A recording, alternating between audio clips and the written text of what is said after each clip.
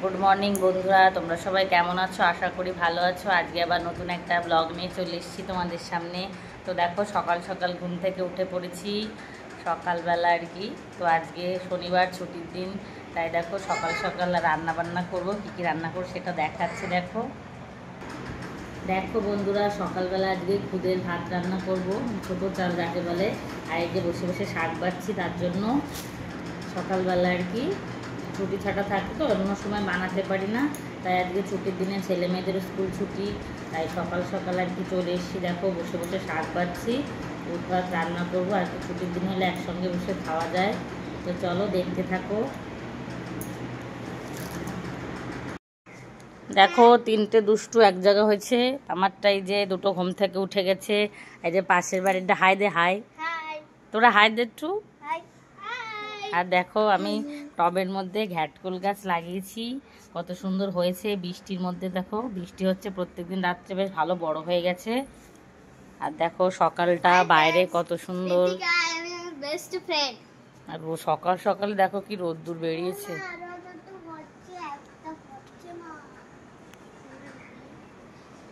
আলু কেটে দেখো আলু ভেজে নিচ্ছি, আলু ভাজা হচ্ছে। এদিকে শাক কুচিয়ে রেখেছি, ভালো করে ধুয়ে কেটে কুচিয়ে রেখেছি, শাকটাও ভাজতে হবে।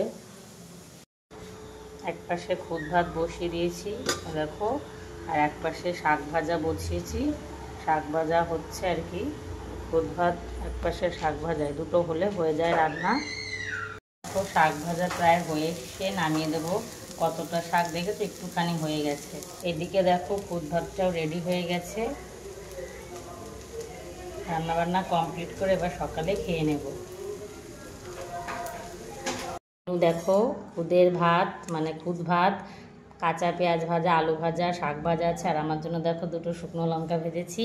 আর ছেলে মেয়েদের জন্য দেখো ডিম সিদ্ধ করে দিয়েছি, আলু ভাজা আছে। আর তোমার দাদা ভাইয়ের এই যে চারজনের থালা। দেখো সকালের খাবারটা কেমন হয়েছে কমেন্ট করে বলো।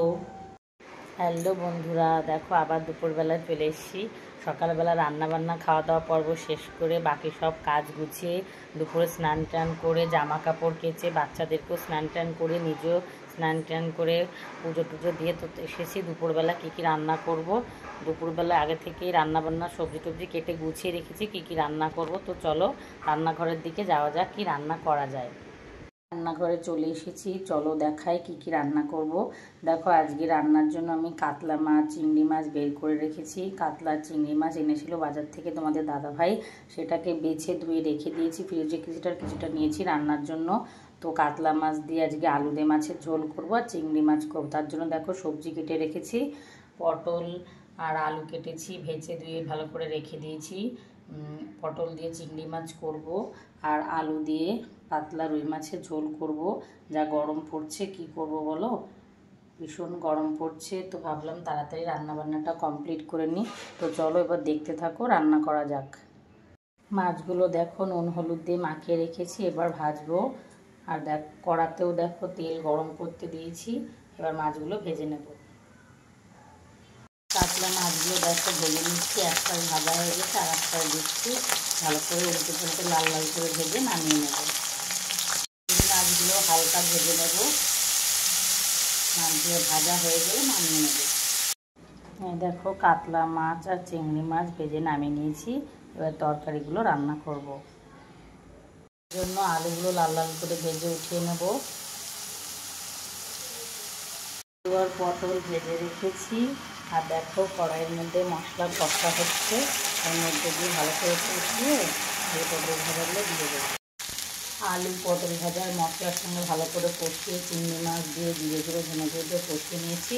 এরপর জল দেবো। মশলা ছড়িয়ে নামিয়ে নিলে আমাদের পটল চিংড়ি রেডি। দেখো কতটা সুন্দর কালার এসছে। কে কে পটল চিংড়ি খেতে ভালোবাসো কমেন্ট করে জানিও বন্ধুরা। এদিকে ভাত হচ্ছে আর এদিকে মাছের ঝোল হচ্ছে। ভাত আর মাছের ঝোল রান্না হলে আর কি রান্নাবান্না কমপ্লিট।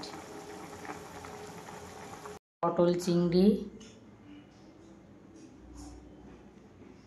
আর এই যে হচ্ছে মাছের ঝোল আলু দিয়ে। আর আমার ছেলে মেয়ের জন্য পেটির মাছ ভেজে রেখেছি, কটা চিংড়ি মাছ আছে। এই দেখো ভাত রান্না কমপ্লিট, রান্না বান্না সব কমপ্লিট।